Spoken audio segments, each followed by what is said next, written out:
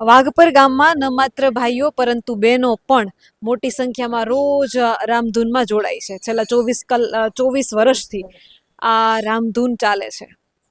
ત્યારે પુરુષોત્તમ મહિનો ચાલી રહ્યો છે અને ગોપીઓ આ બધી ભગવાનની ગોપીઓ જ છે. ઉંમર નાની મોટી કંઈ હોતી નથી. ઈશ્વર માટે તો દરેક જીવ એક સરખો હોય છે. ત્યારે આ ગોપીઓ પણ મારી સાથે છે. વાઘપર ગામની એકતા પેલા તો ગજબની છે. રોજ સાંજે એટલા બધા બહેનો તમે ભેગા થાવ. ગામ કેવડું છે? ગામ તો મોટું છે પણ અત્યારે બાર ઝાઝા રહેતા હોય ને મોરબી ને એટલે અહીંયા બધા ઓછા રહેતા હોય પણ તો એમ કે આ ધૂન તો 1 કલાક કાયમ ચાલુ જ ગમે તે ગામમાંથી ની આવે ને અહીંયા પલોટવાળા હોય બધા એટલે આમ ધૂન તો કેવી દૂષની અહીંયા ચાલુ છે. 24 વર્ષથી આમ ચાલુ છે. કેટલી ઉંમર છે તમારી? મારી 70 વર્ષ. મારી એક સવાલ પૂછું સીધો. જીવન શું છે?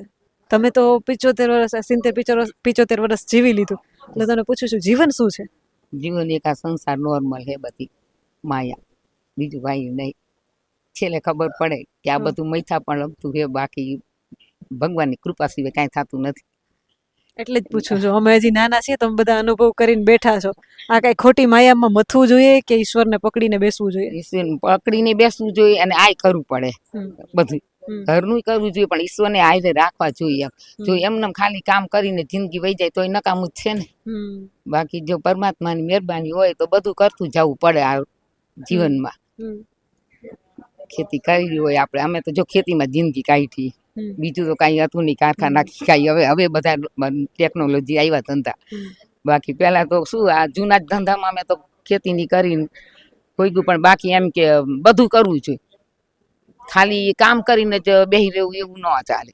અને ખાલી ભગવાનને પછી તો એક ધંધો તો કરવો જ પડે એટલે એ કરવું પડે એમ કે ગઈઢા હોય બાળક હોય બધાનું ધ્યાન રાખવું પડે એમ.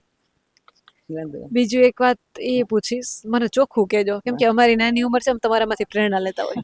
પણ તમે તો ભણેલા ગણેલા, અમે તો શું ગઈઢા કેવું જોઈએ. પણ મારો સવાલ એ જીવન અઘરું કેટલું છે? કેટલું અઘરું છે? કેટલા દુઃખ સુખ જોયા? કેટલા ઉતાર ચડાવ જોયા? કેટલાય ઉતાર ચડાવ જોયા અને દુઃખ ની આવે પણ ભગવાનને જો ભજીએ તો એમાંથી દુઃખમાંથી પાર થવાય. અને માનો ને તો આ દુઃખ છે એ આપણે મનથી દુઃખ લાગે તો જાજુ દુઃખ, નકર પાર કરો તો કાંઈ દુઃખ નથી દેખાતું એવું બધું. અને તમારે તો તમને તો થોડાક અમે લાગી, અમને શું ખબર પડે કયું લ્યો. તમે તો ભણેલા ગણેલા, તમારા વિદ્યા જોયા જે બધું તમે બોલી આપો. અમે શું બોલીએ કે તમારે જેવું કયું જોઈએ. જોઉં છો મારા વિડિયા? હા જોઉં છું. મારા દીકરાના મોબાઈલમાં જોઉં કેમ કે કેટલું મથે કે કાજલબેન એમ ખેડૂત માટે. હા તમારું નામ આવ્યા ને તરત મેં તો આ કાજલબેન. મેં તો હું ઓળખી જાય પૂછો તરત જ મેં એને કીધું કે મેં તો આ કાજલબેન આ વિદ્યામાં ખેડૂત હાટું મથે છે. મેં કીધું આ થાંભલા વિશે નીકળે તો બેન આનો શું આપણે સવાલ નીકળશે? કાંઈ મળશે મથી તો બધા. બીજું માડી કે બહેનો બહુ ઓછા નીકળતા હોય બહાર. જેતપર ગામમાં તમારા આસપાસની બધા બહેનો જેતપર ગામમાં બહાર દેખાણા લડત માટે. હું એક નાનકડી ઉંમરની દીકરી છું. તો મારે તમને એ સવાલ પૂછવો છે કે હજી આપણા સમાજમાં એ વસ્તુ છે કે દીકરીને બહુ ભણાવાય નહીં, નોકરી ના કરાવાય, અથવા કોઈના ઘરની દીકરાની પુત્રવધુ છે તો એમ કે આપણે તો એટલા બધા પૈસા છે, આપણે દીકરાની વહુને નોકરી કરવાની શું જરૂર છે? તો તમને શું લાગે મારી આખી જિંદગી તમે એક ઘરનું કામ અને ખેતીમાં જીવન વ્યતીત કર્યું. હું માનું છું એ બહુ અઘરું છે. ખેતી કામ બધાયથી અઘરું છે. પણ ખેતી કામની સાથે સાથે કદાચ તમે થોડાક ભણ્યા હોત, તમારી રીતે પગભર હોત તો થોડુંક વધારે તમને એવું નથી લાગતું કે જીવન જીવવાની મજા આવે? તો આવે ને ભણેલા હોય તો. હું તો એમ જ કહું છું તો આટલે અમારા માવતર હારા કે આટલું ભણાયું તો આ વાંચવાનું કે આપણને બધું આવડે એમ તો આપણે કેટલું લાભ લઈ શકીએ ને. અભણ હોય તો શું કરી શકીએ? તો એટલું આપણે ત્યાં ક્યાં ખબર પડતી કે આપણે ભણીએ એમ. આપણે માવતરનો ઉપકાર માનવો જોઈએ ને એમ કે એને ભણાવ્યા તો આપણે એટલું ભણ્યા. અને હવે તો આ સમયમાં તો દીકરી કે દીકરા એક સમાન જ છે. દીકરી બધું કરી શકે, કે ધંધા નથી કરતી. પણ મારી હજી કેટલાય ઘરમાં એવા રિવાજો છે કે અમારા દીકરાની વહુ નોકરી ના કરે. ના કરે તો શું વાંધો, ભલે ને કરે. નોકરી દીકરો નોકરી કરતો હોય તો વહુ કરે. એમાં કઈ એના માટે સારું છે ને જીવનમાં. તમે આ બધી આટલું કરી શકો તો સારું જ છે ને. ઘરમાં બેસી શું થાય? કોણ ઓળખે? આ જીવનમાં તો તમને જો તમે બધે બોલો હોય ને બધા આટલું લડતમાં ઉભા રહ્યો તો તમને આ બધા ઓળખે છે ને તો એ સારું જ છે ને. એનું છે. બાકી આપણું મન વાત છે કે આપણે કેમ જીવવું એમ. સમાજમાં કેટલા બધા કુરિવાજો છે એટલે મેં તમને સવાલ કર્યો માડી. મારા કામને બહેનો તરીકે અને તમે બધા કઈ રીતે જોવો છો? એક દીકરી આ રીતે રાત દિવસ લડે છે તો મને સમાજ અને દુનિયા કઈ નજરથી જોઈ છે? એ તો હવના મનથી જોવે. બાકી હું તો કહું હમ. કે આ તમે કરો એ ઘણું કહેવાય. આ લડત માથે લડો એમ હમ. કેવું જોઈએ તમારા હાટું આ છે આ બધા માટે તમે લડો તો એ તો ઘણું સારું કહેવાય. બાકી પછી જે જેની મનની દ્રષ્ટિ. હમ.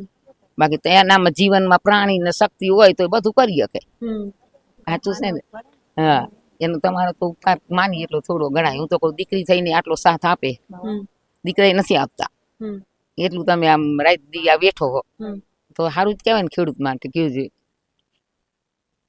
હવે અને આ સરકારે આમ ખેડૂત આમાં કેવા પગ ભરાવે કે ઘરના ખેતર તો એમાં ઈ પૈસા વગર થાંભલો ખોડવા આવે. ઈ તો કેટલી વેદના થતી હોય અંદર. હમ. પણ ઈ પ્રમાણે જયારે ખેડૂત એક નથી થતા ને લડતા નથી ઈ પ્રમાણે હંધાઈને નહીં કરવું જોઈએ. એમ કે આપણી જમીન છે તો આપણને પૈસા વિના આપણી માલિકીમાં પરાણીને થાંભલો ખોડે એટલે શું કહેવાય એમ. હમ.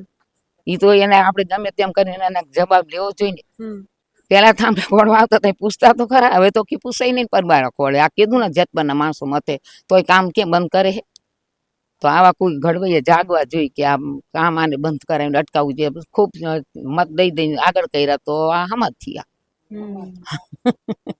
જેને મોટા કર્યા ઈ જ નહીં. ઈ જ નૈડા દૂધ પાઈને સાપ ને ઉછેરે તો શું થાય. ઈ વારું થયું આ બધું.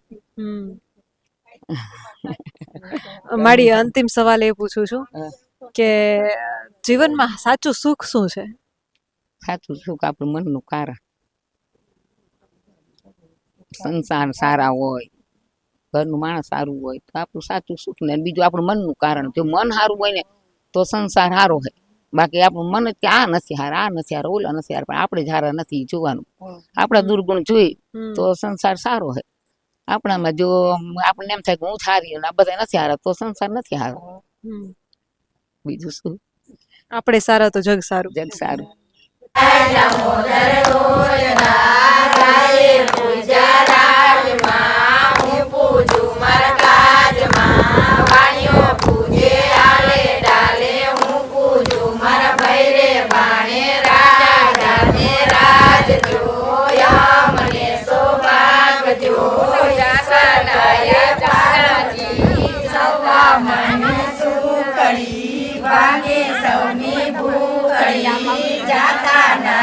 જમનાજી વરતા નાયા ગંગાજી વડોરાય માધવરાય જાદવરાય કમરાય મૈરાને પાસોતમ ડાયરે બેઠા દામોદર વચમાં બેઠા ગોરમાં પતિ બેઠી ગોપીયું સુદામાની ઝૂંપડી રહેવા દેજો ઝૂંપડી જમવા દેજો સુખડી પગની ભાગે ભૂખડી